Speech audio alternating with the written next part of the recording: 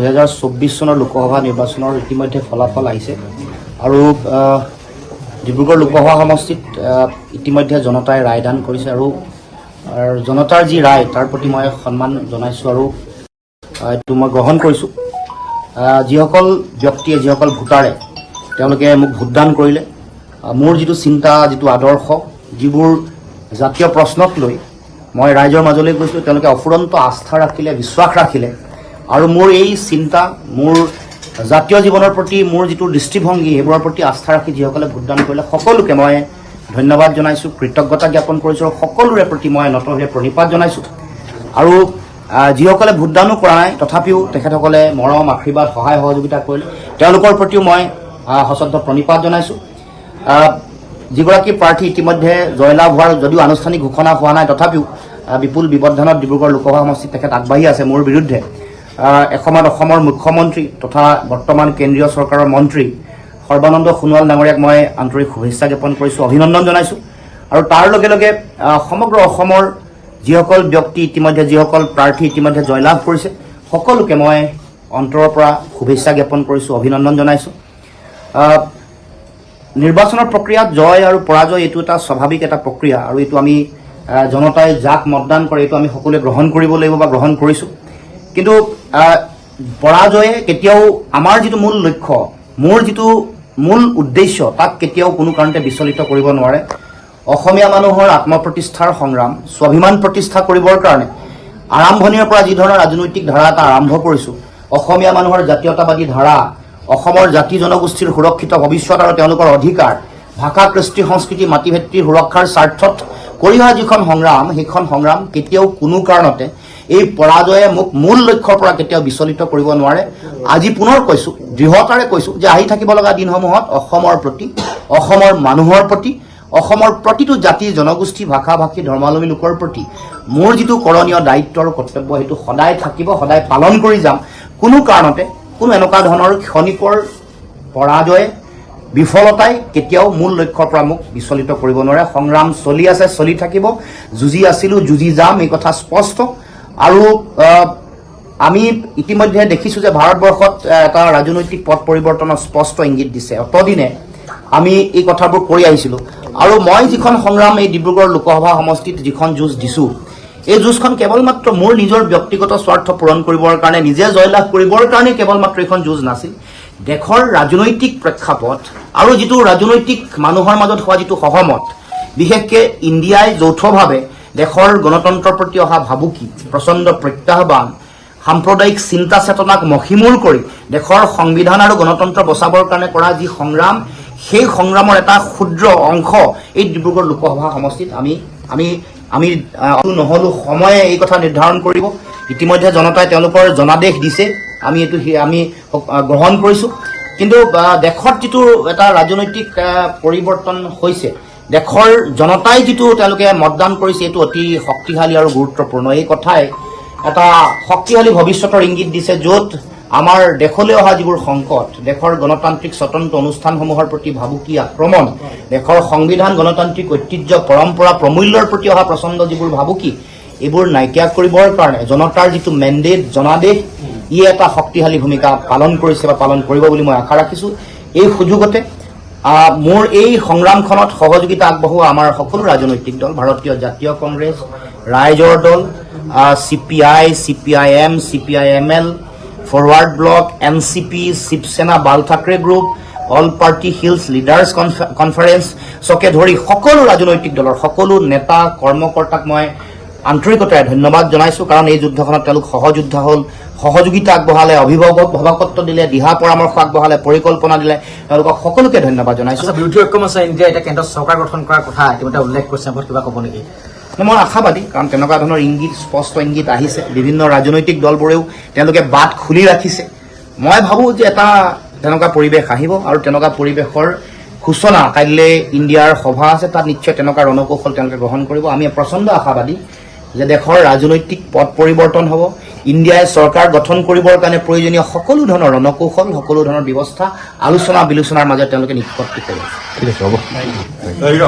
2024 চনৰ লোকসভা নিৰ্বাচনৰ ইতিমধ্যে ফলাফল আহিছে আৰু ডিব্ৰুগড় লোকসভা সমষ্টিত ইতিমধ্যে জনতাই ৰায়দান কৰিছে আৰু জনতাৰ যি ৰায় তাৰ প্ৰতি মই সন্মান জনাইছোঁ আৰু এইটো মই গ্ৰহণ কৰিছোঁ।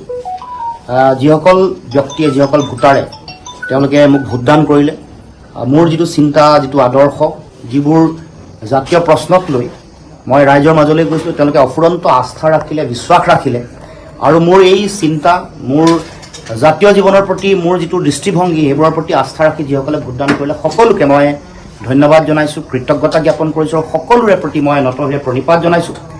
আৰু যিসকলে ভোটদানো কৰা নাই তথাপিও তেখেতসকলে মৰম, আশীৰ্বাদ, সহায় সহযোগিতা কৰিলে তেওঁলোকৰ প্ৰতিও মই সশ্ৰদ্ধ প্ৰণিপাত জনাইছোঁ। যিগৰাকী প্ৰাৰ্থী ইতিমধ্যে জয়লাভ হোৱাৰ যদিও আনুষ্ঠানিক ঘোষণা হোৱা নাই তথাপিও বিপুল ব্যৱধানত ডিব্ৰুগড় লোকসভা সমষ্টিত তেখেত আগবাঢ়ি আছে মোৰ বিৰুদ্ধে। এসময়ত অসমৰ মুখ্যমন্ত্ৰী তথা বৰ্তমান কেন্দ্ৰীয় চৰকাৰৰ মন্ত্ৰী সৰ্বানন্দ সোণোৱাল ডাঙৰীয়াক মই আন্তৰিক শুভেচ্ছা জ্ঞাপন কৰিছোঁ, অভিনন্দন জনাইছোঁ। আৰু তাৰ লগে লগে সমগ্ৰ অসমৰ যিসকল ব্যক্তি ইতিমধ্যে, যিসকল প্ৰাৰ্থী ইতিমধ্যে জয়লাভ কৰিছে সকলোকে মই অন্তৰৰ পৰা শুভেচ্ছা জ্ঞাপন কৰিছোঁ, অভিনন্দন জনাইছোঁ। নিৰ্বাচনৰ প্ৰক্ৰিয়াত জয় আৰু পৰাজয় এইটো এটা স্বাভাৱিক এটা প্ৰক্ৰিয়া আৰু এইটো আমি জনতাই যাক মতদান কৰে এইটো আমি সকলোৱে গ্ৰহণ কৰিব লাগিব বা গ্ৰহণ কৰিছোঁ। কিন্তু পৰাজয়ে কেতিয়াও আমাৰ যিটো মূল লক্ষ্য, মোৰ যিটো মূল উদ্দেশ্য তাক কেতিয়াও কোনো কাৰণতে বিচলিত কৰিব নোৱাৰে। অসমীয়া মানুহৰ আত্মপ্ৰতিষ্ঠাৰ সংগ্ৰাম, স্বাভিমান প্ৰতিষ্ঠা কৰিবৰ কাৰণে আৰম্ভণিৰ পৰা যি ধৰণৰ ৰাজনৈতিক ধাৰা এটা আৰম্ভ কৰিছোঁ, অসমীয়া মানুহৰ জাতীয়তাবাদী ধাৰা, অসমৰ জাতি জনগোষ্ঠীৰ সুৰক্ষিত ভৱিষ্যত আৰু তেওঁলোকৰ অধিকাৰ, ভাষা, কৃষ্টি, সংস্কৃতি, মাতৃভেটিৰ সুৰক্ষাৰ স্বাৰ্থত কৰি অহা যিখন সংগ্ৰাম, সেইখন সংগ্ৰাম কেতিয়াও কোনো কাৰণতে এই পৰাজয়ে মোক মূল লক্ষ্যৰ পৰা কেতিয়াও বিচলিত কৰিব নোৱাৰে। আজি পুনৰ কৈছোঁ, দৃঢ়তাৰে কৈছোঁ যে আহি থাকিব লগা দিনসমূহত অসমৰ প্ৰতি, অসমৰ মানুহৰ প্ৰতি, অসমৰ প্ৰতিটো জাতি জনগোষ্ঠী, ভাষা ভাষী, ধৰ্মাৱলম্বী লোকৰ প্ৰতি মোৰ যিটো কৰণীয় দায়িত্ব আৰু কৰ্তব্য সেইটো সদায় থাকিব, সদায় পালন কৰি যাম। কোনো কাৰণতে কোনো এনেকুৱা ধৰণৰ ক্ষণিকৰ পৰাজয়, বিফলতাই কেতিয়াও মূল লক্ষ্যৰ পৰা মোক বিচলিত কৰিব নোৱাৰে। সংগ্ৰাম চলি আছে, চলি থাকিব, যুঁজি আছিলোঁ, যুঁজি যাম, এই কথা স্পষ্ট। আৰু আমি ইতিমধ্যে দেখিছোঁ যে ভাৰতবৰ্ষত এটা ৰাজনৈতিক পথ পৰিৱৰ্তনৰ স্পষ্ট ইংগিত দিছে। অতদিনে আমি এই কথাবোৰ কৰি আহিছিলোঁ আৰু মই যিখন সংগ্ৰাম এই ডিব্ৰুগড় লোকসভা সমষ্টিত যিখন যুঁজ দিছোঁ, এই যুঁজখন কেৱল মাত্ৰ মোৰ নিজৰ ব্যক্তিগত স্বাৰ্থ পূৰণ কৰিবৰ কাৰণে, নিজে জয়লাভ কৰিবৰ কাৰণে কেৱল মাত্ৰ এইখন যুঁজ নাছিল। দেশৰ ৰাজনৈতিক প্ৰেক্ষাপট আৰু যিটো ৰাজনৈতিক মানুহৰ মাজত হোৱা যিটো সহমত, বিশেষকৈ ইণ্ডিয়াই যৌথভাৱে দেশৰ গণতন্ত্ৰৰ প্ৰতি অহা ভাবুকি, প্ৰচণ্ড প্ৰত্যাহ্বান, সাম্প্ৰদায়িক চিন্তা চেতনাক মষিমূৰ কৰি দেশৰ সংবিধান আৰু গণতন্ত্ৰ বচাবৰ কাৰণে কৰা যি সংগ্ৰাম, সেই সংগ্ৰামৰ এটা ক্ষুদ্ৰ অংশ এই ডিব্ৰুগড় লোকসভা সমষ্টিত আমি নহ'লো। সময়ে এই কথা নিৰ্ধাৰণ কৰিব। ইতিমধ্যে জনতাই তেওঁলোকৰ জনাদেশ দিছে, আমি গ্ৰহণ কৰিছোঁ। কিন্তু দেশত যিটো এটা ৰাজনৈতিক পৰিৱৰ্তন হৈছে, দেশৰ জনতাই যিটো তেওঁলোকে মতদান কৰিছে এইটো অতি শক্তিশালী আৰু গুৰুত্বপূৰ্ণ। এই কথাই এটা শক্তিশালী ভৱিষ্যতৰ ইংগিত দিছে, য'ত আমাৰ দেশলৈ অহা যিবোৰ সংকট, দেশৰ গণতান্ত্ৰিক স্বতন্ত্ৰ অনুষ্ঠানসমূহৰ প্ৰতি ভাবুকি, আক্ৰমণ, দেশৰ সংবিধান, গণতান্ত্ৰিক ঐতিহ্য, পৰম্পৰা, প্ৰমূল্যৰ প্ৰতি অহা প্ৰচণ্ড যিবোৰ ভাবুকি, এইবোৰ নাইকিয়া কৰিবৰ কাৰণে জনতাৰ যিটো মেণ্ডেট, জনাদেশ, ই এটা শক্তিশালী ভূমিকা পালন কৰিছে বা পালন কৰিব বুলি মই আশা ৰাখিছোঁ। এই সুযোগতে মোৰ এই সংগ্ৰামখনত সহযোগিতা আগবঢ়োৱা আমাৰ সকলো ৰাজনৈতিক দল, ভাৰতীয় জাতীয় কংগ্ৰেছ, ৰাইজৰ দল, CPI, CPIM, CPIML, forward bloc, NCP, Shiv Sena, Bal Thackeray group, all party hills leaders কনফাৰেন্সকে ধৰি সকলো ৰাজনৈতিক দলৰ সকলো নেতা কৰ্মকৰ্তাক মই আন্তৰিকতাৰে ধন্যবাদ জনাইছোঁ। কাৰণ এই যুদ্ধখনত তেওঁলোক সহযোদ্ধা হ'ল, সহযোগিতা আগবঢ়ালে, অভিভাৱকত্ব দিলে, দিহা পৰামৰ্শ আগবঢ়ালে, পৰিকল্পনা দিলে, তেওঁলোকক সকলোকে ধন্যবাদ জনাইছোঁ। বিৰোধী ঐক্যমঞ্চ ইণ্ডিয়াই এতিয়া কেন্দ্ৰত চৰকাৰ গঠন কৰাৰ কথা ইতিমধ্যে উল্লেখ কৰিছে, আপুনি কিবা ক'ব নেকি? মই আশাবাদী, কাৰণ তেনেকুৱা ধৰণৰ ইংগিত, স্পষ্ট ইংগিত আহিছে। বিভিন্ন ৰাজনৈতিক দলবোৰেও তেওঁলোকে বাট খুলি ৰাখিছে। মই ভাবোঁ যে এটা তেনেকুৱা পৰিৱেশ আহিব আৰু তেনেকুৱা পৰিৱেশৰ সূচনা কাইলৈ ইণ্ডিয়াৰ সভা আছে, তাত নিশ্চয় তেনেকুৱা ৰণকৌশল তেওঁলোকে গ্ৰহণ কৰিব। আমি প্ৰচণ্ড আশাবাদী যে দেশৰ ৰাজনৈতিক পথ পৰিৱৰ্তন হ'ব। ইণ্ডিয়াই চৰকাৰ গঠন কৰিবৰ কাৰণে প্ৰয়োজনীয় সকলো ধৰণৰ ৰণকৌশল, সকলো ধৰণৰ ব্যৱস্থা আলোচনা বিলোচনাৰ মাজত তেওঁলোকে নিষ্পত্তি কৰিব। ঠিক আছে, হ'ব। হয়, আপোনালোকে ভিডিঅ'টো চালে লুণজ্যোতি গগৈ।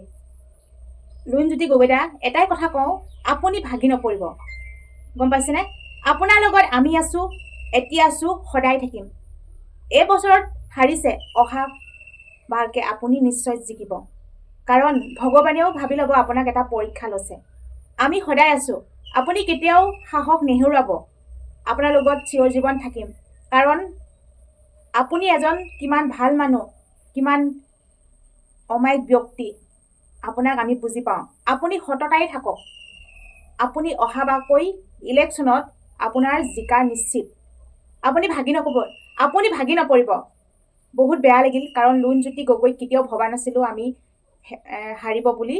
কিন্তু এটা কথা, আপোনালোকে নিশ্চয় গম পাইছিল EVM-ৰ বুটামত বাকচত যে জালিয়াতি কৰিছিল। নিশ্চয় জিকিলেহেঁতেন যদিহে ৰিভোট হ'লহেঁতেন।